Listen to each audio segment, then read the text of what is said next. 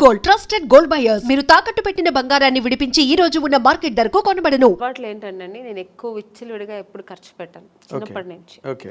ఒక పొదుపు అంటారు కదా, అది మా నాన్నగారు మంచిగా ఉన్నప్పుడే సరే, కొంచెం ఫైనాన్షియల్ ప్రాబ్లం వచ్చినప్పుడే సరే నేను ఎప్పుడు పొదుపుగానే ఉంటాను.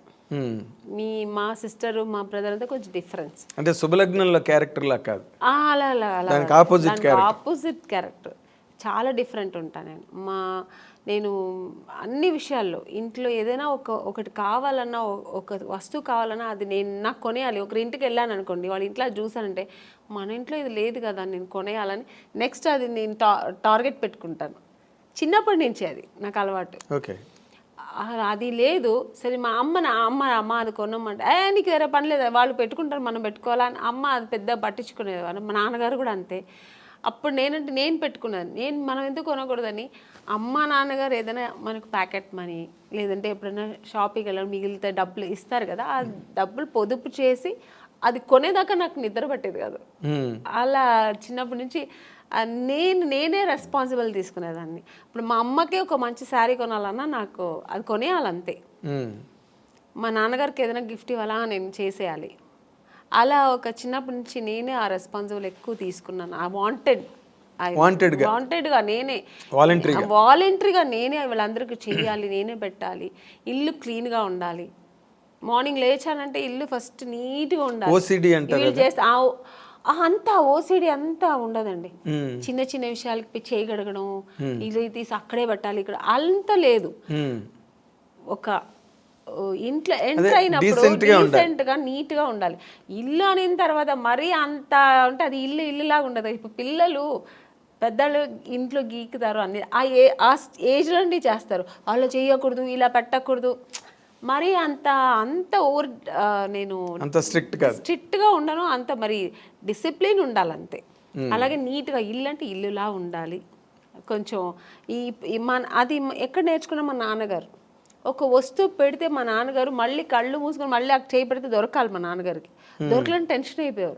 ఇక్కడ పెట్టాను ఎవరు తీశారు అని ఫుల్ అరిచేవారు అనమాట.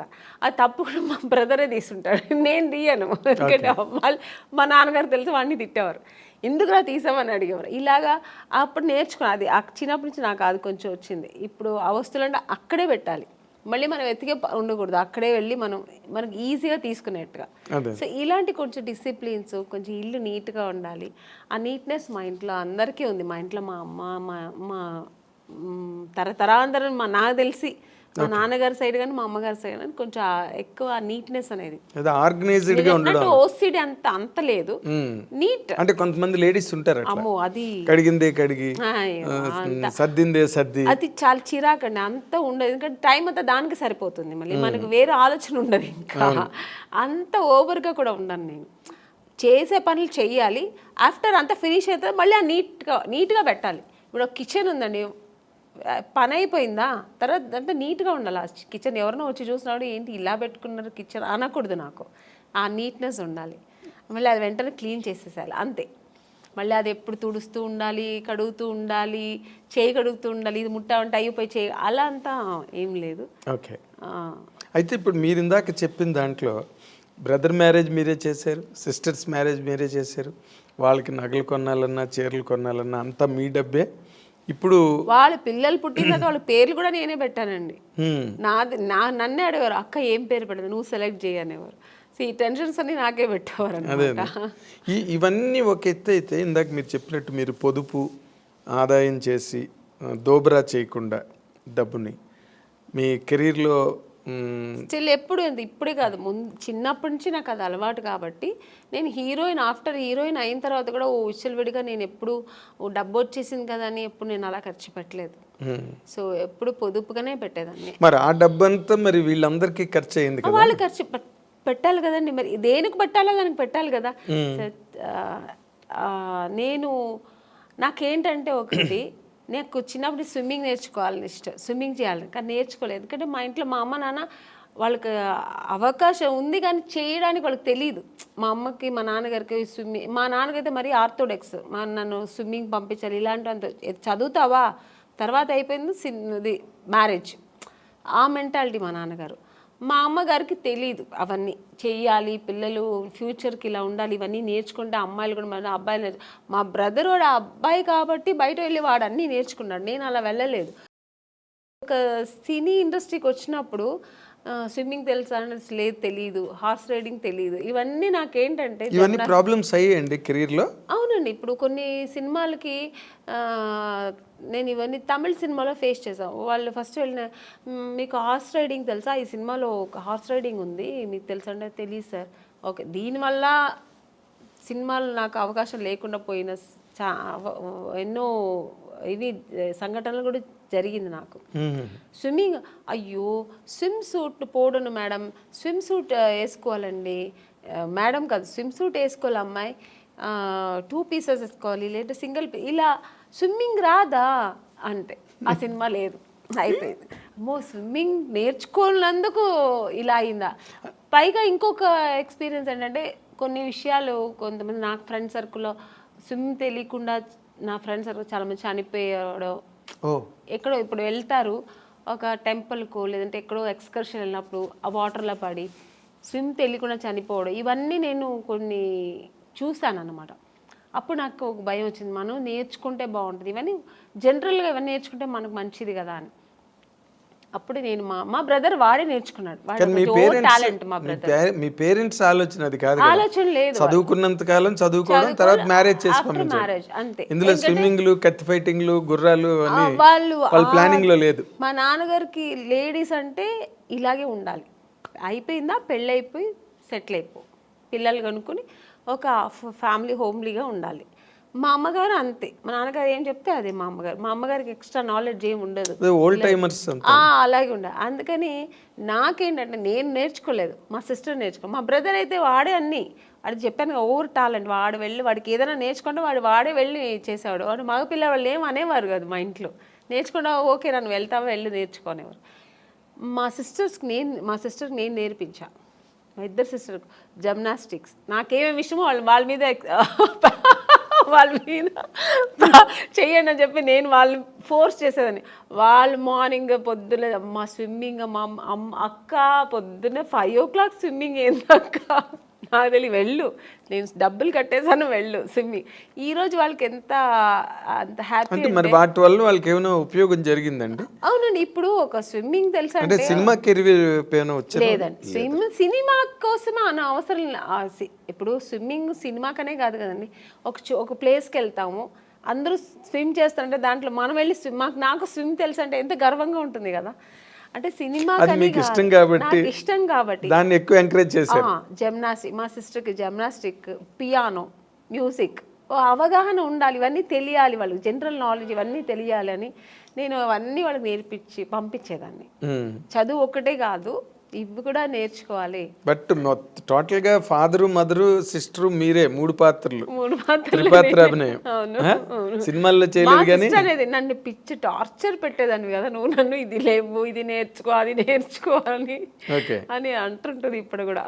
అదే మీరు సినిమా కెరీర్ లో చెయ్యండి, ఫ్యామిలీ కెరీర్ లో చేశాను, త్రిబుల్ రోల్ అన్ని చేశాను. వాళ్ళందరూ అలాగే అప్పుడు వాళ్ళకి కష్టం అనిపించవచ్చు, కానీ ఇప్పుడు వాళ్ళు హ్యాపీగా ఫీల్ అవుతాను. అవన్నీ మా ఒక తల్లి స్థానంలో నాకు అన్నీ చేసింది మా అక్క అని ఇప్పుడు వాళ్ళు ఫీల్ అవుతుంటారు. ఓకే, ఇప్పుడు ఈ సంతృప్తేనా వాళ్ళ వైపు నుంచి మీకు ఏమైనా అంటే మీరు నార్మల్గా ఎప్పుడైనా ఫైనాన్షియల్ క్రంచ్ వచ్చినప్పుడు కానీ లేకపోతే ఎప్పుడైనా అటువంటి ఇబ్బంది ఎప్పుడైనా మీకు కలిగినప్పుడు వాళ్ళు మీకు సపోర్ట్గా ఉన్నారండి ఆ టైంలో? సపోర్ట్ అంటే నాకు దేవుడు ఒక పరిస్థితి ఇవ్వలేదండి భగవంతుడు నాకు. బట్ అలాంటి పరిస్థితి చేస్తారండి, అలాంటి పిల్లలే వాళ్ళు, మా సిస్టర్స్ కానీ మా బ్రదర్ కానీ నాకు ఎప్పుడు బ్యాక్ ఉంటారు. నేను ఉన్నాను కదా నీకెందుకు, ఏమైనా అయితే నేను చూసుకుంటా అన్నట్టుగా మా బ్రదర్ కానీ ఇప్పుడు మా బ్రదర్ ఇప్పుడు ఏముంటాను. ఎందుకంటే నాకు కొంచెం లేట్గా పిల్లలు అయ్యారు, చిన్న పిల్లలు ఇప్పుడు నాకు ఎప్పుడైనా హెల్త్ ఇష్యూస్ వస్తే కూడా నేను వాటితో షేర్ చేస్తుంటా. ఏందరో నాకు భయంగా ఉంది, ఇలాగా అలాగా ఫ్లైట్లో వెళ్తుంటే ఏదో సౌండ్స్ వస్తుంది, నాకు భయం వస్తుంది అంటూ చాలు. ఏం భయపడవద్దు, నేను దేవుడి దగ్గర ప్రార్థన చేస్తాను, ప్రేయర్ చేస్తాను, నా ఆయుష్ కూడా నీకు ఇవ్వాలనుకుంటా. ఎందుకంటే వాడి పిల్లలు తొందర పెళ్ళైపోయి వాళ్ళ పిల్లలతో పెద్దవాళ్ళు అయిపోయి సెటిల్ అయిపోయారు. ఓకే. సో మీది అంటే వాళ్ళందరినీ సెటిల్ చేసాక చేసుకున్నారు. తర్వాత అంటే మ్యారేజ్ చేసుకున్నా నాకు పిల్లలు లేట్గా అయ్యారు అన్నమాట. Okay okay. సో అందుకని సో అంతా ఒక మంచి మనసు, మా బ్రదర్ కానీ మా సిస్టర్స్ కానీ వాళ్ళందరూ, మా సిస్టర్ నేనున్నాను కదక్క, నువ్వు ఎందుకు బాధపడతావు, నేను చూసుకుంటాను నీ పిల్లల్ని అంటారు. ఓకే. So nice. అదే మీరు మీ పిల్లల్ని కూడా లాస్ట్ టైం ఎప్పుడు మనం అనుకున్నప్పుడు కూడా పిల్లలు ఎగ్జామ్స్ అవుతున్నాయండి అయిన తర్వాత నేను వస్తాను చెప్పాను. I remember. అంటే అంత కనెక్టెడ్గా సినిమా కెరీర్లో ఉండడం కష్టం నార్మల్గా అయితే. అవును. బట్ నేను అనుకున్నా అప్పుడు అనమాట మీరు బాగా మంచి హోమ్ బర్డ్ మీరని. అవును. మొన్న ఎప్పుడు కూడా రోజా గారు దేనికి ఫోన్ చేశారు, అంటే ఏదో ఒక విషయాన్ని ఫోన్ చేసినప్పుడు ఏం చేస్తున్నా అమ్మని అంటే ఇప్పుడే స్కూల్కి వెళ్ళొచ్చాను పిల్లలు అంటే 100% హౌస్ వైఫ్ అనమాట. అవును. అంటే తను మంచి వీరవనిత కదా మన రోజా. అయ్యో అసలు అంత నా వల్ల అయితే కాదండి అలాగా, అంత డేర్ అండ్ డాష్. ఒక ఇండస్ట్రీలో ఒక ఎంత మంచి ఆర్టిస్ట్ అంత మంచి పొలిటీషియన్ కూడా తను. మంచి స్పీకర్. మంచి స్పీకర్. వావ్. అసలు దేనికి ఎవరికి భయపడదు, ఏది మాట్లాడాలనుకుంటుందో అది అంత డారింగ్ అండ్ డాషింగ్ మాట్లాడుతుంది. సరే తర్వాత దాని మీద విమర్శలు ఎలా వస్తాయి ఏమొచ్చాయి తర్వాత విషయం, కానీ ముందు మాట్లాడాల్సి ఏమనుకుంటారో అది మాట్లాడేస్తారు, ప్రవాహంలో మాట్లాడేస్తుంది. అయితే మీ ఇందాక coming back to the point, ఇప్పుడు మీరు అంత ఫ్యామిలీ లైఫ్లో అంత ఆక్యుపైడ్గా మీరు అంత నిండా మునిగిపోయి అందులో మళ్ళీ అసలు ఈ సెకండ్ ఇన్నింగ్స్ అన్నది ఎందుకు స్టార్ట్ అయిందండి? అంటే ఫర్ వాంట్ ఆఫ్ ఎర్నింగ్స్ కాదండి, యాక్చువల్గా నాకు సినిమా ఇండస్ట్రీ చాలా ఇష్టపడి వచ్చాను. అవును, ఇంట్లో అందరితో ఫైటింగ్ చేసి నేను అయితే హీరోయిన్ అయితే లేకపోతే చనిపోతానన్న ఆ లెవెల్కి వెళ్ళాను నేను అనమాట అప్పట్లోనే. సో అంత ప్రతిఘటన ఎందుకు వచ్చిందండి నాకు? ఏంటి హీరోయిన్ కాకపోతే నేను చనిపోతాను అన్నంత? అంతే. ఫస్ట్ వచ్చి నేను అవ్వాలనేది ఒక ఇష్టం అండి, ప్యాషన్. చిన్నప్పటి నుంచి నాకు ఊహ తెలిసినప్పటి నుంచి నేను సినిమాలో చేయాలి నేను ఒక ఆర్టిస్ట్ అవ్వాలి, హీరోయిన్ అవుతానా లేదా ఆర్టిస్ట్ అవ్వాలి.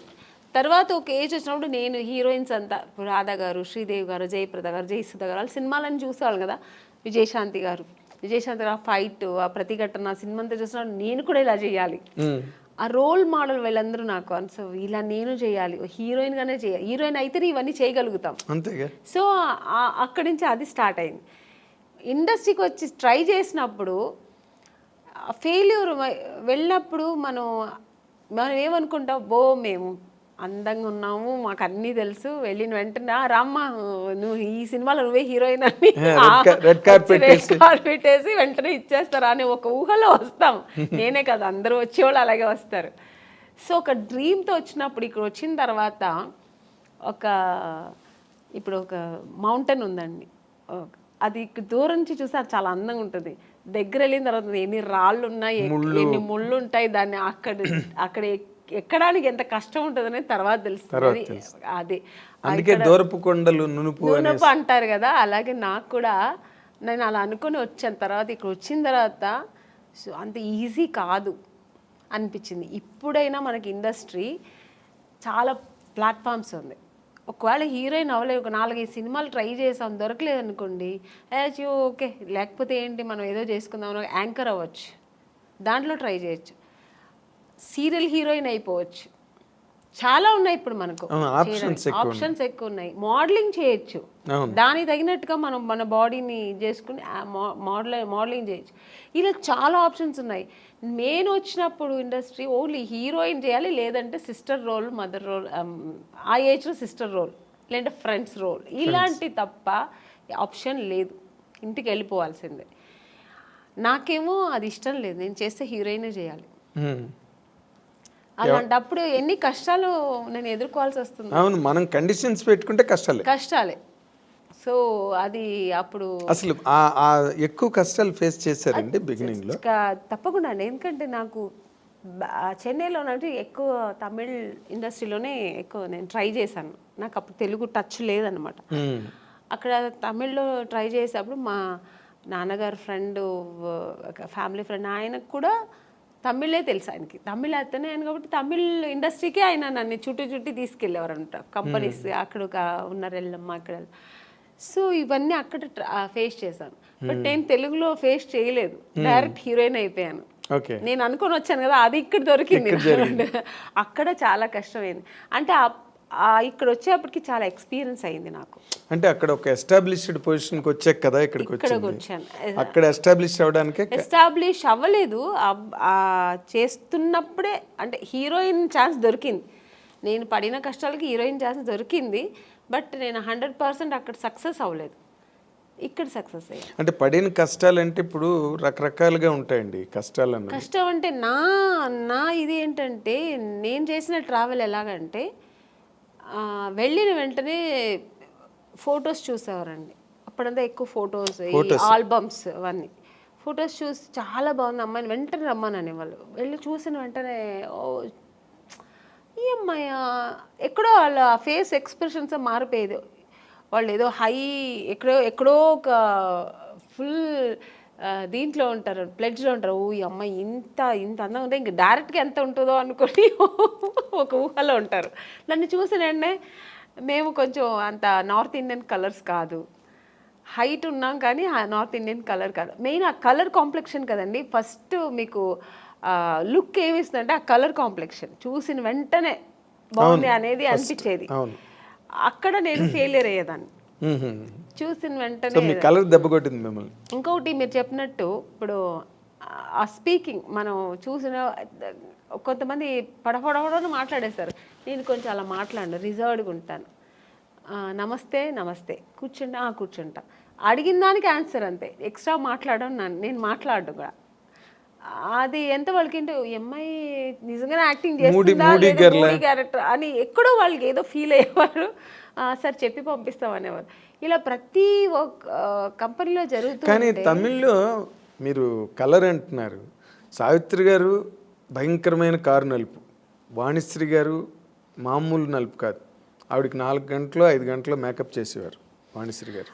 కరెక్టే అండి, మీరు చెప్పేది కరెక్టే. బట్ నేను వచ్చేప్పటికి ట్రెండ్ చాలా మారింది. అంత అప్పుడు ఉన్నంత ఇప్పుడు సావిత్రి గారు అప్పుడు ఎంత లావు ఉన్నవారు, బట్ చక్కగా ఫేస్ అందంగా ఉంటే ఓన్లీ ఆ ఫేస్ చూసేవారు అనమాట. మీకు ఆ స్ట్రక్చర్ చూసేవాళ్ళు కాదు. ఈవెన్ భానుమతి గారు కానీ మన వాణిశ్రీ గారు కానీ అప్పుడంతా స్ట్రక్చర్ ఏమి చూసేవాళ్ళు కాదు. ఫేస్ వర్క్ అప్పుడు అన్న ఓన్లీ ఎక్స్ప్రెషన్స్, యాక్టింగ్ ఇది చూసేవారు అనమాట. ఆ తర్వాత జనరేషన్ ఇప్పుడు శ్రీదేవి గారు వాళ్ళంతా వచ్చేప్పటికి స్ట్రక్చర్ మెయింటైన్ చేసేవాళ్ళు, అందము అన్నీ వచ్చేసింది కదా. సో అది అప్పటికే మీకు నార్త్ ఇండియన్స్ చాలా మంది వచ్చారు. నగ్మా గారు అప్పటికి వచ్చేసారు, మీ టైంకి వచ్చేసారు.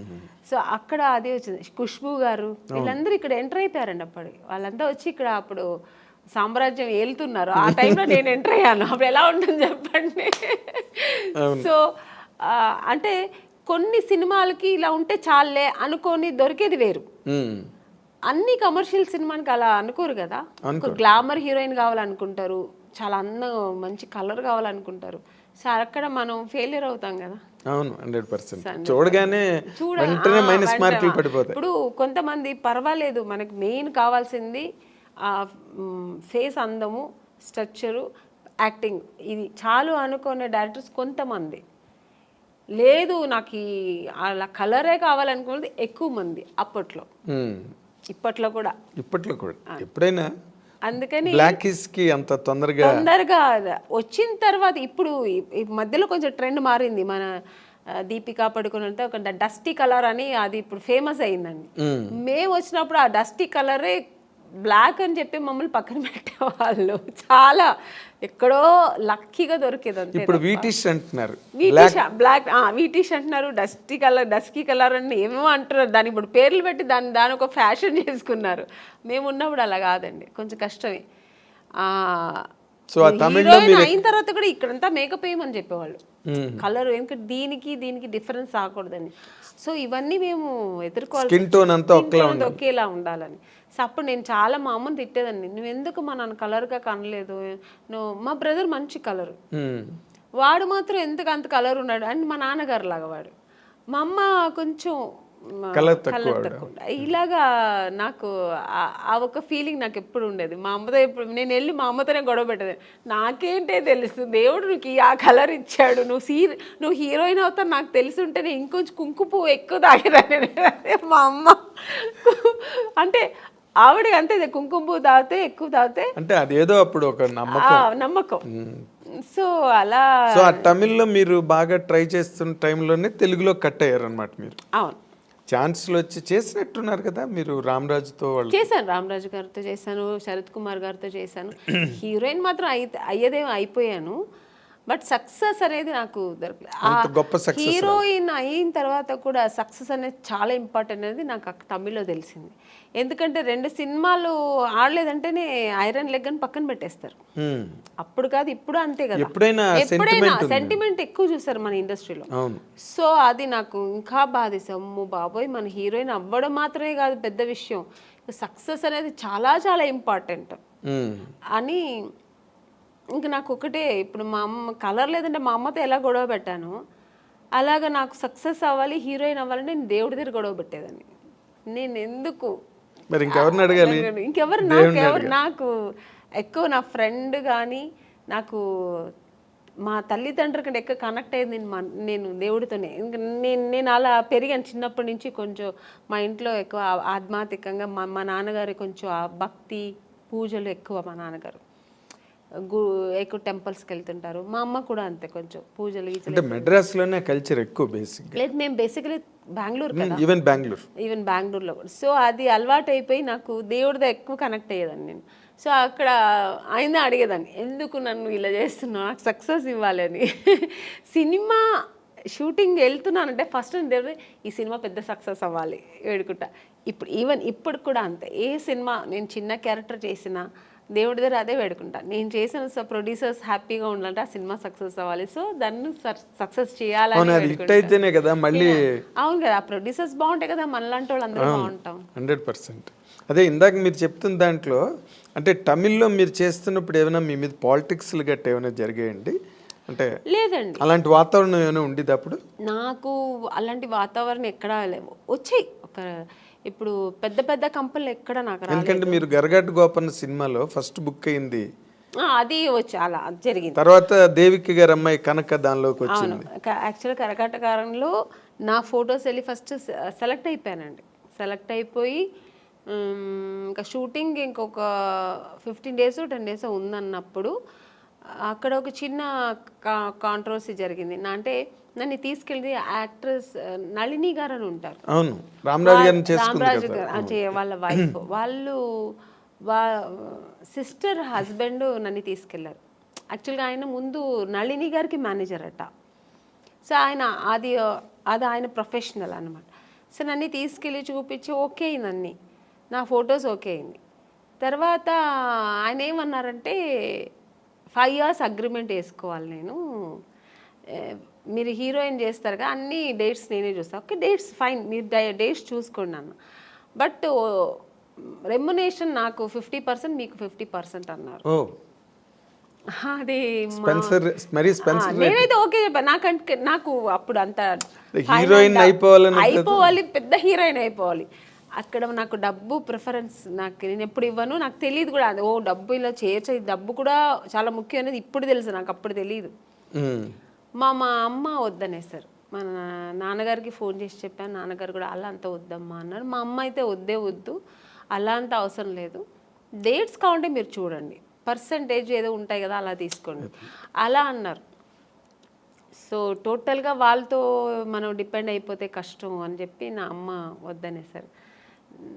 అమ్మ నేనన్నా ఎందుకమ్మా అంటే, మళ్ళీ మనకు సినిమాలో ఆ సినిమా పోతుంది అనమాట, నువ్వు అవ్వాలంటే హీరోయిన్ ఎవరు మార్చలేరు, దేవుడు ఉన్నాడు, నువ్వేం భయపడకు, వద్దు అలాగంతా అనేస్తే నెక్స్ట్ జరిగింది అదే. ఆ సినిమా నాకు లేదు, నేను కరగాటక సినిమాలో లేదు, వాళ్ళు పిలవనే లేదు మళ్ళీ నన్ను. మరి ఇతను మేనేజర్ కదా, ఏం చేశారో తెలీదు. మొత్తానికి అక్కడ వాళ్ళు మళ్ళీ కనక అదే మన దేవిక గారికి డాటర్ వేశారు. సినిమా కూడా పెద్ద సక్సెస్, చాలా పెద్ద హిట్ అయింది. రామరాజ్కి అప్పుడు ఎంజీఆర్ కున్నంత ఇమేజ్ ఉండేది. ఆవిడ కూడా అమ్మాయి కూడా పెద్ద హీరోయిన్ అయింది. బట్ ఆ నెక్స్ట్ సినిమా మళ్ళీ నాకు దొరికింది ఆయనతోనే, అదే రామరాజు గారితోనే, గంగేమరన్ గారి డైరెక్షన్ లో ఇళయరాజా బ్రదర్ గంగయ్య ఆయన సెకండ్ సినిమానే నాకు దొరికింది. ఎట్లా అదేలా జరిగింది? ఏమో తెలియదండి. మళ్ళీ ఎందుకంటే వీళ్ళు ఓన్లీ ఫొటోస్ చూపించారు. రవి గారు అని పెద్ద స్టిల్ ఫోటోగ్రాఫర్ అండి, రవి అని. ఆయన అసలు ఆ ఫొటోస్ చూసాను, మామూలుగా తీసినప్పుడు ఏం పెద్ద లైట్స్ 2 లైట్స్ పెట్టి తీస్తాడు ఆయన, చాలా బ్యూటీగా ఉంటుంది, చాలా బాగుంటుంది అసలు, ఏదో ఒక సంథింగ్ స్పెషల్ అని. మనకు తెలుగులో సెబాస్టియన్ బ్రదర్స్ ఉండేవాళ్ళు, సేమ్ అలాగా అక్కడ ఆయన తమిళ్లో ఆయన చేసిన స్టిల్స్ అక్కడ ఫస్ట్ ఓకే అయింది. సెకండ్ నేను సెబాస్టియన్ బ్రదర్ ఆఫీస్ వాళ్ళతో ఫొటోస్ తీయాలని వెళ్తే ఆయన సెబాస్టియన్ బ్రదర్ ఊరికే వాళ్ళ ఆఫీస్ ముందు ఊరికే ఒక 2 ఫోటోలు తీశాడు ఆయన.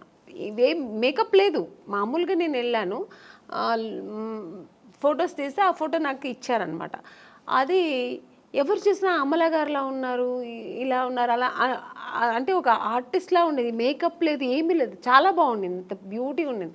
ఆ ఫొటోస్ ఎలాగో మేనేజర్ తీసుకెళ్ళి గంగేమరన్ వాళ్ళకి, మీకు తమిళ్లో ఎక్కువ కొంచెం న్యాచురల్ ఇష్టపడతారు, అవును అవును, ఓవర్ మేకప్ కలర్ మేకప్లు కూడా ఎక్కువ ఉండదు. ఆయనకి చాలా నచ్చింది ఆ ఫోటో. మళ్ళీ ఆ అమ్మాయి ఈ అమ్మాయి అనుకున్నారా లేదు ఏమి జరిగిందో, ఆ ఫోటో చూస్తే ఆయన వెంటనే పిలిచి మాట్లాడి ఆ సినిమాకు అవకాశం ఇచ్చారు హీరోయిన్గా. సో అక్కడ హీరోయిన్ అయిన తర్వాత ఇక్కడికి వచ్చారు? అవును, హీరోయిన్ చేస్తున్నాను, అది ఇంకా సగంలో ఉంది షూట్.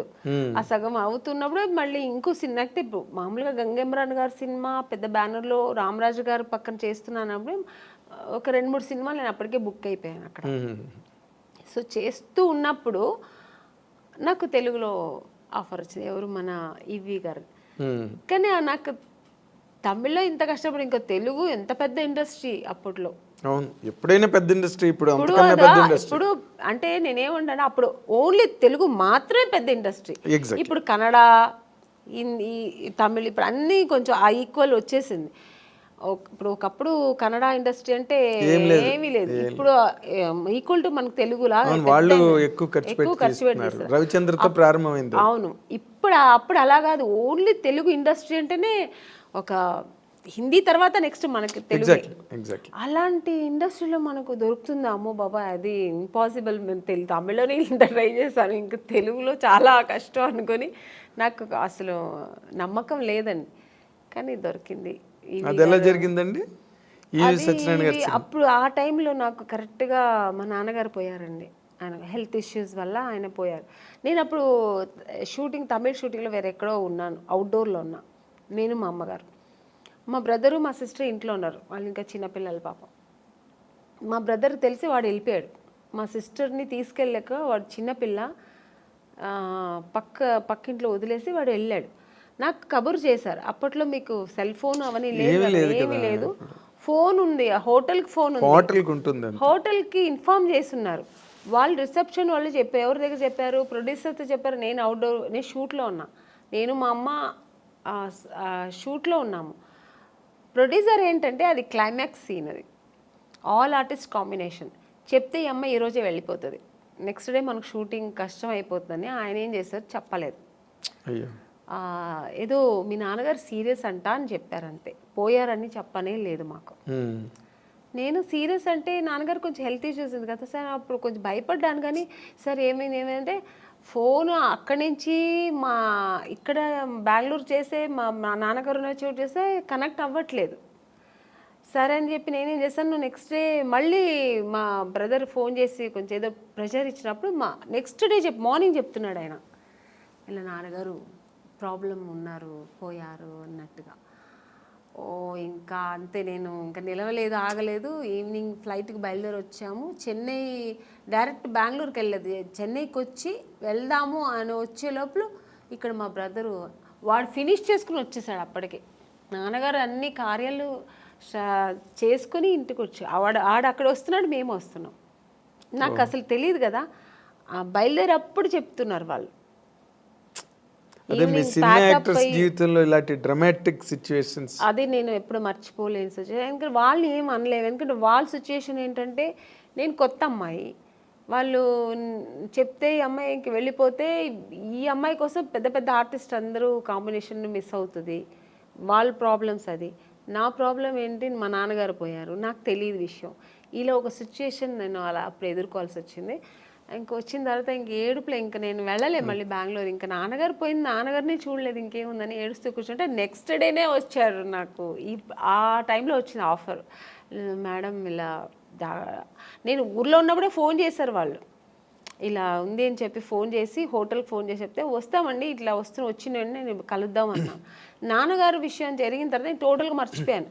లేదండి నేను రాలేదు, మా నాన్నగారు వెళ్ళిపోయారు, మనసు బాగాలేదు, పైగా ఇప్పుడు చాలా డల్గా ఉన్నాను, మామూలుగా మంచిగా వచ్చినప్పుడే నన్ను సెలెక్ట్ అవును, ఇంక ఈ టైంలో నేను సెలెక్ట్ అవుతామని మనసులో నేను అనుకొని, నేను రానండి ఇప్పుడు బాగుండేది కూడా వస్తే, నా ఫేస్ వేరే డల్గా ఏడ్చి అని చెప్పా. లేదమ్మా డైరెక్టర్ గారు ఫొటోస్ చూసి చాలా, ఫొటోస్ ఎప్పుడు బాగానే ఉందంటారండి, డైరెక్ట్గా చూస్తే వద్దంటారు ఎందుకు, ఫస్ట్ మళ్ళీ తెలుగులో మంచి ఆఫర్ మళ్ళీ అక్కడ నుంచి ఫెయిల్యూర్ అయింది తెలుసా, నాకు ఇది జరిగేది ఇదే, ఎందుకు మళ్ళీ రావచ్చు వేస్ట్గా ట్రై చేయడం ఎందుకు, పైగా అంతకంటే మెయిన్ మా నాన్నగారు పోయారు, నాకు ఆ టైంలో అవేమి నాకు గుర్తు వెళ్ళాలి పోవాలని. మా అమ్మ ఏం చెప్పారంటే, నువ్వు వెళ్ళమ్మా, ఎందుకు పిలుస్తున్నారు, నాన్నగారు బ్లెస్సింగ్స్ ఉంటుంది, సినిమా దొరుకుతుంది, ఏం అలా అనుకోకు, వెళ్ళు నువ్వు డ్రెస్ అవ్వు అని చెప్తే అప్పటికప్పుడు వెళ్ళి డ్రెస్ అప్ అయ్యి వెళ్ళాను. బట్ డైరెక్టర్ గారు ఈవీ గారికి చెప్పారు, వీళ్ళు నాన్నగారు పోయారు, అమ్మాయి పాప చాలా ఇబ్బందిలో ఉంది, డిప్రెషన్లో ఉందంటే వచ్చింది చూసారు. ఆయనకు కూడా ఒక చిన్న షాక్ వచ్చింది, ఈ అమ్మాయి అన్నట్టుగా చూసి, ఎందుకంటే ఫొటోస్లో ఇంత అంటే చిన్న మేకప్ అవి ఉంటాయి కదా ఫోటోల్లో, బాగా మేకప్, ఇప్పుడు రెగ్యులర్ మేకప్ ఉంటుంది కదా సార్, డిఫరెంట్ కాస్ట్యూమ్స్ వేసుకొని ఉంటాం, ఒక్కొక్క కాస్ట్యూమ్స్ లో ఒక్కొక్క అందం ఉంటుంది.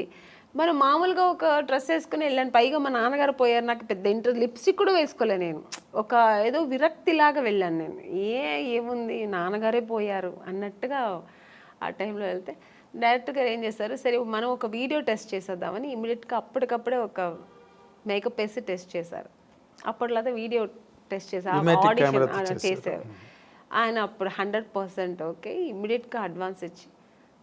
నాకు తెలుసు మీరు సెలెక్ట్ అవ్వడం, ఆ సినిమా అంతా జరగడం, ఆ దుఃఖంలో కూడా ఒక మంచి ఆ సంతోషాన్ని ఎలా సెలబ్రేట్ చేసుకోవాలని కూడా నాన్నగారు పేరు, బట్ నిజంగా ఆయన ఆశీస్సులు, ఆయన బ్లెస్సింగ్స్, దేవుడు బ్లెస్సింగ్స్, ఆ సినిమా దొరికింది నాకు. సినిమా అది కూడా మంచి హిట్ అయింది కూడా. అక్కడి నుంచి నా లైఫ్ తమిళకి దూరం అయిపోయాను, ఇంకా అటు చూడలేదు, ఇంకా ఫుల్ నా తెలుగు ఇండస్ట్రీలో స్థిరపడడం, ఇంకా తెలుగు ప్రేక్షకులు నేను దగ్గర అవ్వడం, మంచి మంచి సినిమాలు చేయడం. జమ్మలకిడి పంపు తర్వాత ఇమీడియట్ గా మీకు ఆఫర్లు అవి వచ్చాయండి? చేస్తున్నప్పుడే రేపటి రౌడీని ఒక సినిమా చేశాను. తమిళ్లో రెహమాన్ అని ఒక హీరో ఉంటారు, రఘు లక్ష్మి గారు దాంట్లో లీడ్ రోల్ చేశారు, నాకు అత్తగారు రోల్, అలా మంచి క్యారెక్టర్, అందులో కూడా హీరోయిన్ రోల్. సో ఆ సినిమా చేసిన, ఈ సినిమా రిలీజ్ అయిన తర్వాత ఆ సినిమా రిలీజ్ అయింది, బట్ యావరేజ్ పోయింది. తర్వాత మిస్టర్ పెళ్ళాం, ఇలాగా ఇంకా అక్కడి నుంచి మొత్తం. మిస్టర్ పెళ్ళాం రిలీజ్ అయిన తర్వాత అవార్డు వచ్చింది అనుకోకుండా, ఒక మంచి ఆర్టిస్ట్, అంటే చాలా పెద్ద హీరోయిన్ అయిపోయారు మీరు మిస్టర్ పెళ్ళాం తర్వాత. ఎందుకంటే ఆ సినిమా హిట్ అవడం, రాజేంద్ర ప్రసాద్ గారి కాంబినేషన్, అతను బాపు గారు డైరెక్టర్. సో అక్కడి నుంచి నాకు నా లైఫ్ కెరియర్ టోటల్గా నేను అనుకున్నది అలా జరిగిందనమాట. అదే నాన్నగారే చూడలేకపోయాను. ఆ టైంలో మా నాన్నగారు నేను హీరోయిన్ అవ్వాలని నాన్నగారు వద్దన్నారు. తర్వాత నాన్నగారు లేదు నువ్వు చేస్తావు, నీకు ఆ కెపాసిటీ ఉంది, ఎందుకు నీకు ఇంట్రెస్ట్ ఉంది అని నాన్నగారు అప్రోచ్ చేసినప్పుడేమో నాన్నగారు లేరు చూడ్డానికి. అదన్నీ కొంచెం ఆ టైంలో బాధ అనిపించింది. తర్వాత ఇంక బాధపడడానికి కూడా టైం లేదు, ఆలోచనలే. ఆయన బ్లెస్సింగ్స్ అలాగే దేవుడి బ్లెస్సింగ్స్తో నేను అలా ట్రావెల్ అయ్యాను. కానీ గొప్ప విషయం ఏంటంటే, గొప్ప విషయం అని కాదు, but you have to tell that ఇండస్ట్రీలో అడుగుపెట్టినప్పటికీ అసలు బొమ్మల కొలువులో ఉన్నారు హీరోయిన్స్ అందరూ. ఎంతమంది ఉండాలో సినిమా ఇండస్ట్రీలో అంత ఆ నెంబర్ ఆఫ్ హీరోయిన్స్ మళ్ళీ రిపీట్ అవ్వలేదండి, అంత నెంబర్. నాకు తెలియదండి. You can just think. ఒక పక్కన శ్రీదేవి గారి దగ్గర నుంచి మొదలెడితే విజయశాంతి గారు, రాధా, సుహాసిని, భానుప్రియ, మనోచిత్ర అని ఇంకో హీరోయిన్, వరుస హీరోయిన్లు. ఇంకొంచెం ముందుకు వస్తే సౌందర్య, నగ్మ, రోజా, కనక అవతల తమిళ్లో తమిళ్లో. ఇలాగ ఒక మినిమం ఒక 25 మంది హీరోయిన్స్ అవునవును. బెంగళూరు నుంచి కానీ తమిళ్ తెలుగు అది ఆ టైంలో అసలు మీకు అవకాశాలు రావడం అన్నది మీకు ఎలాగ అసలు జరిగిందండి? అది మిరాకల్ అని చెప్పాలా? మిరాకల్ కాదండి, అది దేవుడు బ్లెస్సింగ్స్. ఎందుకంటే నేను ఎక్కువ దేవుడు నమ్ముతాను. జాతకాలు కూడా నమ్ముతారు? లేదండి, జాతకాలంతా నేను నమ్మను. నాకు ఒక్కటి దేవుడు లేకుండా ఏమీ జరగదు, ఆయన అనుకుంటేనే అన్ని జరుగుతుంది అని ఒక నమ్మకం ఎక్కువ, భగవంతుడి మీద ఎక్కువ నమ్మకం. అలాగే నాన్నగారు బ్లెస్సింగ్స్ నా మీద ఎక్కువ ఉంటుంది ఎప్పుడు. ఎందుకంటే నేను ఎక్కువ నాన్న అంటే చాలా ఇష్టం నాకు. ఆడపిల్లలకి సాధారణంగా తండ్రి అంటే ఎందుకంటే అమ్మ మీద ప్రేమ లేదని కాదు, ఎక్కువ నాన్నగారితో గారాభంగా ఉండేదాన్ని. సో అందుకని ఫస్ట్ హీరో నాన్నే కదా ఆడపిల్ల. అందుకని ఇప్పుడు మా నాన్నగారికి ఇంట్లో ఉన్నప్పుడు ఆయనకి దీపం పెట్టకుండా ఉన్నాను. రోజు ఆయనకి దీపం పెడతాను. దేవుడికి అంతే, ఆయన ప్రార్థన లేకుండా ఒక్కరోజు కూడా ఉండదు. పూజ ఒకవేళ చేయకపోయినా దేవుడిని తలుచుకోకుండా ఒక్కరోజు కూడా ఉన్నాను. సో దేవుడు బ్లెస్సింగ్స్ నాకు ఎక్కువ అని నేను అనుకుంటున్నా, నా నమ్మకం అది. మీ టాలెంట్ కాదు, సెకండ్ అది. ఇప్పుడు నాలాగా టాలెంట్ ఎంతమందికి లేదండి. ఎవరు వచ్చేప్పుడు టాలెంట్తోనే వస్తారు. చాలా టాలెంట్ చేసుకుని నేను చెయ్యాలి, బాగా చేయాలి అని ఒక అంబిషన్తో వస్తారు. అందరూ సక్సెస్ అవ్వరు కదా. అవును, అది కరెక్ట్. డెస్టినీ అన్నది ఒకటి ఉంటుంది. అది సక్సెస్ అవ్వాలంటే దేవుడి బ్లెస్సింగ్స్ లేకపోతే ఇంపాసిబుల్ అని నా నమ్మకం. నేను అందరినీ అనట్లేదు, నా నమ్మకం అయితే అది. అదేలేండి. అయితే ఇప్పుడు మీరు జరగదేమో అనేది కూడా జరిగిపోతుంది అనేది దేవుడిని ప్రార్థిస్తే జరుగుతుంది అనే నమ్మకం నాకు. ఒక నమ్మకం, మీకు ఒక నమ్మకం. అయితే ఇప్పుడు మీరు ఇందాక చెప్పినట్టుగా ఇంతమంది హీరోయిన్లు, పెద్ద సర్కిల్ ఆఫ్ హీరోయిన్స్ మధ్యలో ఆమని గారు కెరీర్ స్టార్ట్ అయినప్పుడు కానీ మీరు చెప్పినప్పుడు మీనా, రోజా గారు, అవును, రమ్యకృష్ణ గారు, సౌందర్య వీళ్ళందరూ మీరు చూస్తే ఎంత పెద్ద పెద్ద హీరోయిన్స్ మధ్యలో నేను కూడా ఉన్నానంటే అది ఓన్లీ నా టాలెంట్ ఒకటే కాదు, దేవుడి బ్లెస్సింగ్స్ కూడా. నేను కూడా అంటే అసలు వాళ్ళకి వచ్చిన కన్నా మంచి మాస్టర్ పీస్ ఇట్లు మీకు వచ్చాయి. ఒక మిస్టర్ పెళ్ళం కానీ ఒక శుభలగ్నం, మంచి క్యారెక్టర్స్ చేశాను నేను. స్టార్డమ్ అనేది పక్కన పెడితే పెద్ద పెద్ద స్టార్స్ నేను చేయకపోయి ఉండొచ్చు, బట్ మంచి మంచి డైరెక్టర్స్, పెద్ద పెద్ద స్టార్ డైరెక్టర్స్తో చేశాను. అవును, అంటే బాపు గారు పేరు చెప్తేనే తెలియని ఎవరు ఉంటారు. బాపు గారి సినిమానా, పైగా ఆయన సినిమాల్లో హీరోయిన్స్ బాగా అవును ఫ్రేముల్ లాగా గీసి మరి అందంగా చూపిస్తారు. అందరు లేని వాళ్ళు కూడా అందంగా చూపిస్తారు అది ఆయన అన్నమాట. అలాగే కె విశ్వనాథ్ గారు, కె రాఘవేంద్రరావు గారు, దాసినారాయణరావు గారు, కృష్ణారెడ్డి గారు, ఇలాంటి వాళ్ళు డైరెక్టర్స్ అంతా చేసే అవకాశం, మంచి మంచి క్యారెక్టర్స్ చేసే అవకాశం, అది నా గాడ్ గ్రేస్. అదే ఇందాక ఇప్పుడు మీరు ఇంతమంది హీరోయిన్ లిస్ట్లో మీకు బాగా క్లోజ్ ఫ్రెండ్స్ అని చెప్పుకునే వాళ్ళు ఎవరండి? నాకు ఎందుకంటే మీకు ఆ ఫ్రెండ్షిప్ అన్న యాంగిల్ చాలా తక్కువ. అవునండి, నేను ఎక్కువ ఫ్రెండ్స్ ఎక్కువ మెయింటైన్ కాదు, నేను ఎవరితో ఎక్కువ మాట్లాడను కాబట్టి మూవ్ అవ్వను. సో అందుకని నేను ఎక్కువ అలా మూవ్ అయ్యి మాట్లాడే ఒక హీరోయిన్ సౌందర్య గారు. ఎందుకంటే అది ఎలా కనెక్ట్ అయ్యానంటే, అమ్మాయి బెంగళూరు, నేను బెంగళూరు. సో ఇద్దరు బెంగళూరు బాలికలు. తర్వాత ఆ టైంలో మేము దగ్గర 3-4-5 పిక్చర్స్ కలిసి చేసాం మేము. సో చేసినప్పుడు అన్నా చెల్లెలు, అమ్మ దొంగ ఇలా చేసామన్నమాట.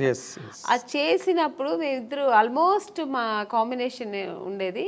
ఇద్దరు పక్కన కూర్చొని, ఆ అమ్మాయి కూడా ఒక కిడ్ లాగే, ఇంకా వేరే ఏమి ఉండదు ఆలోచన. మా కన్నడ సినిమా సాంగ్స్ పాడుకుని, ఆ కన్నడ మాట్లాడడం అనేది ఆ అమ్మాయికి నా మీద ఎక్కువ ప్రేమ వచ్చేసింది, నాకు ఆ అమ్మాయి మీద ప్రేమ వచ్చింది. కన్నడ సాంగ్స్ మాట్లాడడం ఇలా కనెక్ట్ అయ్యాం అనమాట. అయ్యి అలాగా తన పర్సనల్స్ నాకు చెప్పుకోవడం, నా పర్సనల్స్ అమ్మాయి చెప్పుకోవడం. ఆఫ్టర్ నేను మ్యారేజ్ చేసుకున్న తర్వాత వాళ్ళ అమ్మగారు ఫోన్ చేసి, ఎలా ఉన్నావు అమ్మని, ఇంత బిజీగా ఉన్నావు, ఎలా ఇంట్లో కూర్చున్నావు అనేవారు. ఆ అమ్మాయి కూడా నన్ను షూటింగ్ స్పాట్కి రమ్మని పిలిచేది. తను ఓన్ సినిమా తీశారు వాళ్ళ బ్యానర్లో.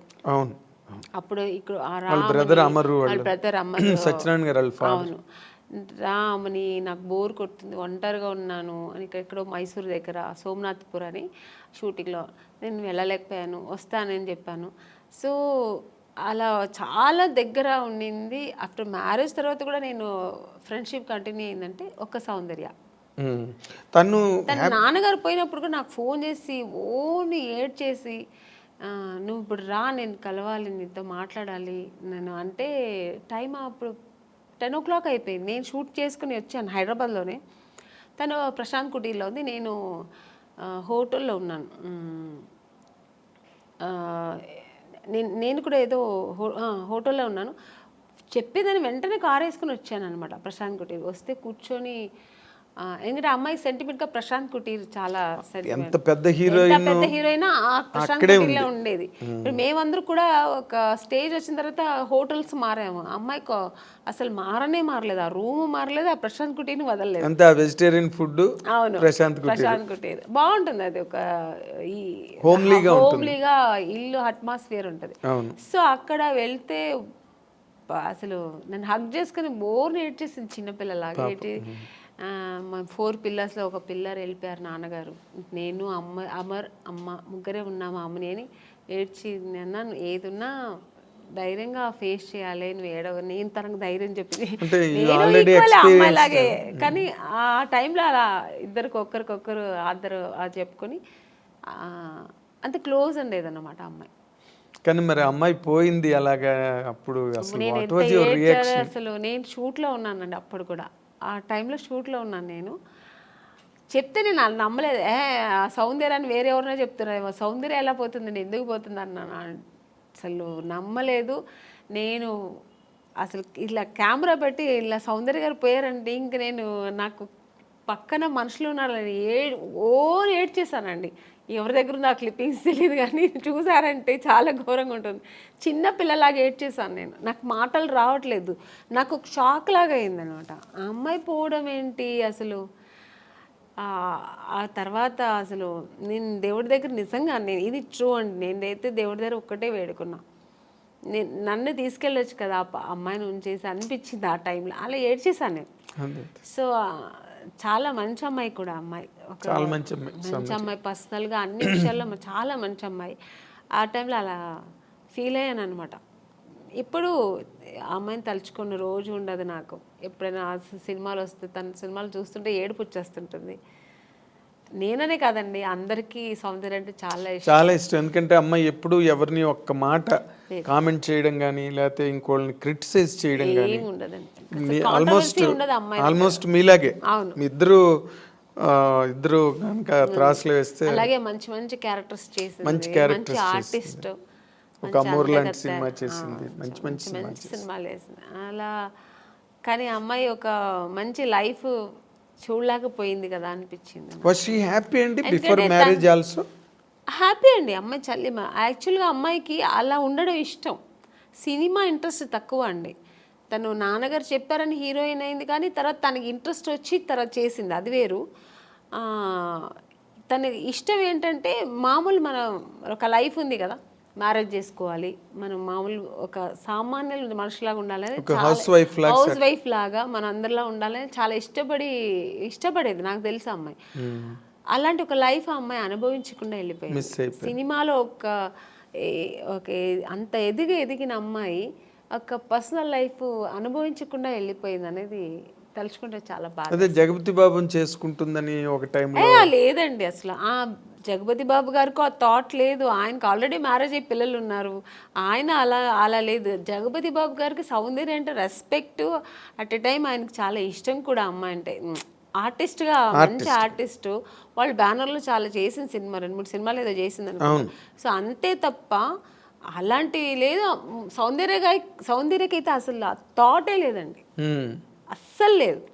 మీకు ఆ థాట్ ఉంటే అమ్మాయి, ఎందుకంటే వాళ్ళ అన్నగారు చెప్పిన అమ్మాయి అబ్బాయిని పెళ్లి చేసుకుంటుంది. వాళ్ళ అన్నగారు చెప్పారని అమ్మాయి చేసుకుంది. వాళ్ళ అన్నగారు చెప్పి ఏ మాట, నాన్నగారు ఉన్నంత వరకు నాన్నగారు మాట వినేది. చిన్నపిల్లలాగే అండి వాళ్ళ ఇంట్లో. నెక్స్ట్ అమ్మకి కూతురులాగే ఉండేది తప్ప చెల్లెలాగా ఉండేది కాదు. అవును, అమ్మరు ఏం చెప్తే అది వినేది. అమరే అంత డెసిషన్ అంతా కూడా ఎప్పుడు కూడా. అలాంటి అన్నప్పుడు ఇంకా జగపతి బాబు గారి మీద అలాంటి అసలు అదంతా ఊరికి కానీ అప్పుడంతా ఇండస్ట్రీ అంతా విపరీతంగా మాట్లాడుకున్నారు. లేదండి, మీ చెవిలో పడిందో లేదో నాకు తెలియదు. తెలుసు నాకు కూడా, బట్ లేదు అలాంటి లేదు. ఓకే, ఆ అమ్మాయికి లేదు, జగపతి బాబు గారికి కూడా లేదు అలాంటి. ఆయన అసలు అందరితో బాగా క్లోజ్ గా మాట్లాడతారు, అలాగే ఆ అమ్మాయితో కూడా ఉండేవారు అనమాట. కాకపోతే అంటే ఎక్కువ సినిమాలు కలిసి చేశారు, అందుకని అలా వచ్చింది అది. ఎగ్జాక్ట్లీ. వాళ్ళిద్దరూ కొంచెం ఒక 4-5 సినిమాలు కలిసి చేశారు ఆ టైంలో. అవును. తర్వాత ఇప్పుడు క్వైట్ కాంట్రాస్ట్ రోజా గారు. అవును, మామూలు ఆటం బాంబు ఆవిడ. నిజంగా గర్వంగా ఉందండి. ఎందుకంటే మా ఇండస్ట్రీలో ఒక హీరోయిన్ ఒక పొలిటీషియన్లు వెళ్ళి అలా గట్స్గా మాట్లాడడం నిజంగా కదా. కాదు, పాలిటిక్స్ లోకి రమ్మని ఎప్పుడు అడగలేదు ఆవిడ మిమ్మల్ని? నన్ను లేదండి. అంటే రోజా గారు నాకు బాగా క్లోజే. అంటే సౌందర్య ఫ్రెండ్షిప్ వేరు. ఇప్పుడు రోజా గారు ఎలా అంటే సెట్లో ఉన్నంత వరకు చాలా బాగా మాట్లాడారు. మీరు ఇప్పుడు కూర్చుని ఉన్నంతసేపు క్లోజ్గా ఉంటారు, తర్వాత ఇంకా వాళ్ళ పనులు వాళ్ళకి, మా పనులు మనకి, అలా ఉంటారు ఆవిడ. ఆ ఫ్రెండ్షిప్ని అలా కంటిన్యూ చేయరు అనమాట. ఇప్పుడు అదే మళ్ళీ ఇళ్ళకెళ్ళి ఫోన్లు మాట్లాడుకోవడం కానీ, ఎలా ఉన్నావు, మళ్ళీ మెసేజ్లు, ఇప్పుడంతా ఫోన్లు వచ్చాయి, మెసేజ్లు పెట్టడం కానీ నేను పెడుతూ ఉంటాను, గుడ్ మార్నింగ్ మెసేజ్లు అన్నీ. తను దానికి రిప్లై చేస్తుంటుంది తప్ప పెద్దగా తను ఇంకా అంటే ఉన్న బిజీ అలాగా ఆవిడ. అంతే కదా, చాలా బిజీ కదండి ఆవిడ పనులు చేసుకోవడానికి కూడా టైం ఉండదు. ఇంకా మా మెసేజ్ లేకపోతే పెడుతూ కూర్చుంటారు చెప్పండి. సో అంతే కానీ ఆ ఫ్రెండ్షిప్ లేదని కాదు, టైం లేదు ఆవిడకి. ఫస్ట్ ఆఫ్ ఆల్ ఎప్పుడు బిజీ ఉంటుందండి. ఇప్పుడే కాదు, హీరోయిన్గా ఉన్నప్పుడు చూసారంటే తమిళ్లో బిజీ, తెలుగులో బిజీ, కన్నడలో సినిమాలు చేసేది రోజా గారు. ఫుల్ బిజీగానే ఉండేవారు ఆవిడ. దాని తర్వాత ఇంక పాలిటిక్స్కి వచ్చి ఈవెంట్స్ చేసేవారు, ఎప్పుడు బిజీ ఉంటారండి. అవును. అంటే మీ ఇద్దరు మామూలుగా పాలిటిక్స్ గురించి మాట్లాడుకోవడం అలాంటివి ఏమి ఉండవు? లేదు, నాకు అసలు పాలిటిక్స్ అంత నాలెడ్జ్ లేదు, నాకేం తెలీదు. ఊరికే చూస్తుంటాను అంతే. ఎవరు రోజా గారు అలా మాట్లాడుతున్నాడు మీరు విని ఏంటి అలా మాట్లాడుతున్నావు ఏంటి ఏం అండం గట్ట అంటే అలా మాట్లాడాలేమో మరి, అది నాకు తెలీదు మరి. అంటే పాలిటిక్స్కి వెళ్తే అలా ఉండాలేమో, ఫైర్ బ్రాండ్ అలా లేకపోతే ఇంకా అదే. ఇప్పుడు మన సినిమాలో మనం నటించడం ఎలాగో అలాగా అలా మాట్లాడడం అదొక నటన. ఎగ్జాక్ట్లీ, అదొక పాత్ర పోషణ. నటన అనడం కన్నా అదొక క్యారెక్టర్, దాన్ని పోషించాలి అక్కడ. అయితే మీ కెరీర్లో ఫస్ట్ ఇన్నింగ్స్ అంతా బాగా సక్సెస్ఫుల్గా ఉన్నారు, సెకండ్ ఇన్నింగ్స్లో కూడా కంఫర్టబుల్గా ఉన్నారు. మీకంటూ అసంతృప్తులు ఏం లేవండి కెరీర్లో ఇన్ జనరల్గా? అంటే మనిషి అన్న వాళ్ళకి మనం ఎంత సక్సెస్ఫుల్గా ఉన్న కెరీర్లో కొన్ని ఎక్కడో తెలియని పాయింట్లో కొన్ని డిసాటిస్ఫాక్షన్స్ అలా మిగిలిపోతాయి. అలాంటివి ఏమైనా ఉన్నాయా? లేదు, ఐఎమ్ హ్యాపీ అండి, కంప్లీట్లీ హ్యాపీ. నేను హీరోయిన్ అవ్వాలనుకున్నా, అయ్యాను. నేను అనుకోకున్న పాత్రలన్నీ నేను చేశాను. ఇప్పటికీ శుభలగ్నం అంటే శుభలగ్నం, మావి చిగురు, శుభ సంకల్పం, మిస్టర్ పెళ్ళాం, ఇలాంటి సినిమాలన్నీ చేస్తానని నేను ఎప్పుడు లైఫ్లో అనుకోలే. మామూలుగా హీరోయిన్స్ అంటే ఏంటి, 4 సాంగ్స్ ఉంటాయి, హీరో పక్కన రెయిన్ సాంగ్ ఒకటి ఉంటుంది, స్విమ్ సూట్ ఒకటి ఉంటుంది, సీషోర్ సాంగ్ ఒకటి ఉంటుంది, మళ్ళీ ఏదో రొమాన్స్ ఉంటుంది, ఇలాగే అనుకుంటాం కదా. అలా కాకుండా ఇప్పుడున్న జనరేషన్ కూడా, మేడం మీరు ఆ సినిమా చేశారు కదా, చాలా బాగుంటుంది మేడం, మొగుడిని నమ్మేస్తారు కదా, శుభలగ్నం మేడం, క్లాసిక్స్ కదా అవి, క్లాసిక్స్, మిస్టర్ పెళ్ళాం, ఇలాంటి సినిమాలు కమల్ హాసన్ గారు చేశారు కదండి. మొన్న ఎప్పుడు చెన్నైలో షాపింగ్ వెళ్ళానండి. ఆ షాపింగ్ ఓనర్ వచ్చి తెలుగు ఆయన. ఫస్ట్ నేను ఏదో మేకప్ థింగ్స్ వెతుకుతున్నాను, మీరు మేకప్ ఆర్టిస్ట్ అండి అన్నారు. అండ్ నేను మామూలు వితౌట్ మేకప్లో వెళ్ళాను. నేను మేకప్ ఆర్టిస్ట్ కాదండి, నాకు మేకప్ థింగ్స్ అంటే. తర్వాత ఆయన కొంచెంసేపు అయిన తర్వాత కాసేపు తర్వాత ఆయన గుర్తుపెట్టాడు, మీరు ఆమ్ని గారు కదండి. బాబాయ్ ఏంటండి ఇలా సన్నబడిపోయారు అన్నారు. సన్నగా ఉంటేనే అండి మళ్ళీ ఛాన్స్ దొరుకుతాయి, లేదంటే దొరకదు, లావ్ అయిపోతే ఎలాగా అన్నాను. అప్పుడు అన్నారు, మేడం మీరు అసలు మిస్టర్ పెళ్ళాం ఏం యాక్టింగ్ అండి అంటే, కొంతమందికి మిస్టర్ పెళ్ళాం నచ్చుతుంది, కొంతమందికి శుభలగ్నం నచ్చుతుంది. అలా డిఫరెంట్ రోల్స్ నేను చేసే అవకాశాలు నాకు. సో ఎక్కడ అసంతృప్తి అన్నది ఎక్కడ లేదు. అంటే అసంతృప్తి అంటే అది చేద్దాం అనుకుని నేను చేయలేపాను, లేకపోతే ఈ ఒకరితో చేద్దాం అనుకుని ఆ కాంబినేషన్ ఇప్పటికీ ఉందండి అది అసంతృప్తి. ఇప్పుడు మన శ్రీదేవి గారు చేశారు దాన్ని, మీండం కోకిల, అది వసంత కోకిల. ఆ క్యారెక్టర్ నాకు చేయాలని ఉంది, మిగిలిపోయింది కదా. ఇప్పుడు మళ్ళీ చేయలేము ఆ క్యారెక్టర్ చేయాలంటే. అవును, ఆ స్టేజ్ ఆ ఏజ్ దాటిపోయి. అవును, అది అలాంటి సినిమా. అలాగే ఇప్పుడు ఇప్పుడు రీసెంట్గా మనం బాహుబలిలో మన రమ్యకృష్ణ గారు అసలు ఎక్సలెంట్ క్యారెక్టర్ కదా అది. సో అలాంటి క్యారెక్టర్లతో దొరికితే నేను చేయాలి అనిపిస్తుంటుంది. ఆర్టిస్ట్కి ఎప్పుడు అసంతృప్తి తృప్తి అనేది ఉండదు. ఈ క్యారెక్టర్ నేను చేయాలి, ఆ క్యారెక్టర్ నేను చేయాలి, అన్నీ నేనే చేయాలి, అది కామన్ గా ఉండే తప్ప. బట్ నేను అనుకోని క్యారెక్టర్స్ కూడా నేను చేశాను కదా. అది ఇప్పుడు శుభలగ్నం అని నేను అనుకోలేదు, ఊహించిన క్యారెక్టర్స్ అవన్నీ. సో ఒక పక్కన ఆ సంతోషం కూడా ఉంది. కానీ మీరు అంతమందితో చేశారు కానీ ఒక్కళ్ళతో మిస్ అయ్యారు. తెలుసండి మీరు ఎవరిని అడుగుతున్నారని. ఎవరు చెప్పండి? మా మెగాస్టార్ చిరంజీవి గారు. అదొక్క అసంతృప్తి ఉందండి, ఆర్టిస్ట్గా అదొక్కటి ఉంది. ఎందుకంటే ఆ టైంలో ఆయనతో చేయడానికి అవకాశం రాని హీరోయిన్ మీరు ఒక్కరే. సౌందర్య చేసింది వచ్చిందండి, నాకు అవకాశం రాలేదు. నేను ఎప్పుడు ఆయన్ని జపిస్తూ ఉండేదాన్ని కదా, ఎలా దేవుడిని జపించేదాన్నో అలాగా. నేను చిన్నప్పుడు స్కూల్కి వెళ్ళే టైంలో ఆయన మన రాధా గారి సినిమాలు, విజయశాంతి గారు పక్కన చేసిన సినిమాలని ఎక్కువ చూసేదాన్ని. నాకు అక్కడే నేను చిరంజీవి గారు ఫ్యాన్ అయ్యాను. అసలు ఆ చిరంజీవి గారు అంటే ఇంకా పిచ్చి. సినిమా ఎంత పిచ్చో అంతే పిచ్చి నాకు చిరంజీవి గారు అంటే. ఇంకా నేను నా రొమాన్స్, నేను సాంగ్ ఏదో నేను డ్రీమ్లో ఇలా ఊహిస్తున్నంటే అది చిరంజీవి గారు పక్కన హీరోయిన్ తీసి మీరు వెళ్ళిపోతారు. నేను వెళ్ళిపోయేదాన్ని ఇలా నేను అక్కడ చేస్తే ఎలా ఉంటుందని అలా వెళ్ళిపోయేదాన్ని. సో అలా ఒక డ్రీమ్ నాకు ఉండేదన్నమాట. అది నాకు నిజమైంది కూడా. నాకు నిజంగా దొరుకుతుంది అనుకోలేదు. బట్ నాకు ఆఫ్టర్ శుభలగ్నం రిక్షావాడు సినిమా, ఆ సినిమాకి నేను ఫస్ట్ అడిగారు అనమాట, డేట్స్ కూడా తీసుకున్నారు. మళ్ళీ ఒక షూట్కి వెళ్ళాక 15 days ఉన్నప్పుడు నేను చిరంజీవి గారితో మాట్లాడాను కూడా. నేను ఆ టైంలో షూట్కి వెళ్తున్నా అన్నీ తెలుసు, సౌందర్యకి తెలుసు. సౌందర్య కూడా చాలా హ్యాపీ, ఎందుకంటే సౌందర్య కూడా ఉంది ఆ సినిమాలో. నేను సౌందర్య ఇద్దరు చాలా హ్యాపీ. మేము మన ఇద్దరు మళ్ళీ కలిసి చేస్తున్నామే అని. నేను బెంగళూరు షూట్కి వెళ్తే తను ఫోన్ చేసింది నాకు. ఆఫ్టర్ 15 days తర్వాత 1 week తర్వాత ఏమైందో తెలియదండి. నగ్మా గారు అని ఇది ఫోటో దీంట్లో చూసా, ఏదో ఒక పత్రికలో చూసాను. తర్వాత మా మేనేజర్ చెప్పారు, లేదమ్మా ఇలాగా మనం లేదు ఏమంటే డైరెక్టర్ చేంజ్ అయ్యారు అక్కడ. కోదండరామరెడ్డి గారు చేయాల్సిన సినిమా కోదండరామకృష్ణ గారు ఎవరు చేశారు. కోదండరామరెడ్డి గారు భార్గవ ఆర్ట్స్కి వెళ్ళారు, మాతో పెట్టుకోక సినిమా. అప్పుడు షఫల్ అయ్యారు డైరెక్ట్. షఫల్ అయ్యేప్పటికి అక్కడ ఏం జరిగిందో తెలీదు, నిజం నాకు తెలియదు, దేవుడికే తెలుసు. నేను మారాను అనమాట. సో చాలా అసంతృప్తి. ఇంకా అదే ఫస్ట్ టైం నేను అప్పుడు అంటే చాలాసార్లు నేను హీరోయిన్ అవ్వలేదని ఏడ్చాను. చిరంజీవి గారి సినిమా దొరకలేదని సెకండ్ టైం ఏడ్చాను నేను.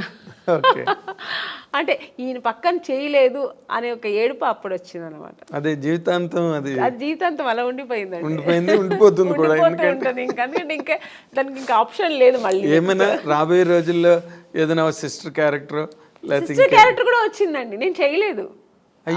స్టేట్ ఎవరు మన ఖుష్బు గారు చేశారు. ఏ సినిమా అనేది స్టాలిన్ నాకు అడిగారు అనమాట.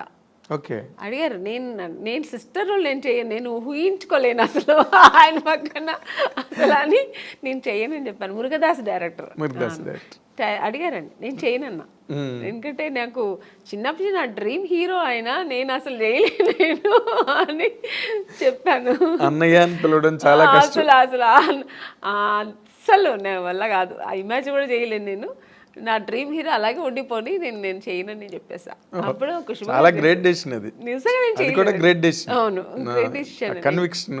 అస్సలు నేను కుదరలేదు, నీకు కుదరదు అన్నాను. చాలా ఒక 10 times ఫోన్ చేశారు, నేను చేయనని చెప్పాను. చాలా గట్స్ కావాలి చిరంజీవి గారు పక్కన చేయనని చెప్పడానికి. అంటే చిరంజీవి గారు పక్కన అదే మీ ఫీలింగ్ కరెక్ట్. ఎందుకంటే నా హీరోని నేను అన్నయ్య అని పిలవలేను నేను. అస్సలు ఛాన్సే లేదు. ఇప్పుడు నాకు ఇప్పటికీ గుర్తు, మీరు అన్నపూర్ణ స్టూడియోలో చిరంజీవి గారు ఒక సెట్లో షూటింగ్ చేస్తున్నప్పుడు మీరు పక్క సెట్లో షూటింగ్ చేస్తూ కలవడానికి వస్తామని వచ్చారు ఒకసారి మీరు. అవును. ఇప్పుడు రీసెంట్గా మన కే విశ్వనాథ్ గారు ఫంక్షన్ జరిగింది ఆయన పోయిన తర్వాత, శ్రద్ధాంజలి చేసి. అప్పుడు ఆ ఫంక్షన్ నేను వెళ్ళాను, ఎందుకంటే నేను ఆయన సినిమా చేశాను కదా, శుభ సంకల్పం. అప్పుడు కూడా చిరంజీవి గారు మెయిన్ అక్కడ వచ్చారు. చిరంజీవి గారే అది జరిగింది, ఆర్గనైజేషన్ ఆయన తరఫునే జరిగింది. సో చిరంజీవి గారు వస్తే నాకు అసలు ఆ ఫంక్షన్కి వెళ్ళిన సంతోష్ పక్కన చిరంజీవి గారు చూసాను, మళ్ళీ చూస్తున్నానని. నేను ఆయన చూసినప్పుడు అంతా నేను మళ్ళీ ఆ చిన్నప్పుడు ఆ ఫ్యాన్ ఎలా ఫీల్ అవుతారో ఫీల్ అయిపోతుంటాను. నేను ఆర్టిస్ట్గా మర్చిపోతుంటాను నేను. సో అక్కడ వెళ్ళి స్టేజ్కి వెళ్ళిన తర్వాత అందరూ ఫొటోస్ తీసుకొని, అందరూ గ్రూప్ తీసుకున్నారు, నేను మళ్ళీ వెళ్ళి సార్ ఒక్క ఫోటో తీసుకుంటాను సార్ అన్నాను. రామ్మ అని నేనైతే ఎంత అప్పుడు ఫీల్ అయ్యానంటే, నేను ఒక ఫ్యాన్, నాకు నచ్చిన హీరోతో తీసుకున్నానని నేను ఇష్టపడి నాకు నచ్చి తీసుకున్న ఏకైక హీరో చిరంజీవి గారు. అంటే ఆయన ఈ సచ్ ఎ ఫినామినల్ హీరో. మీరు అలాగే ఫ్యాన్స్ లాగా ఉండిపోయారు అప్పటి నుంచి ఇప్పటి వరకు. ఇప్పుడు మళ్ళీ కొత్త జనరేషన్ తీసుకుంటున్నాను. ఇప్పుడు చేస్తున్నప్పుడు అందరూ హీరోస్తో నేను తీసుకుంటా పర్సనల్ గా. Of course that's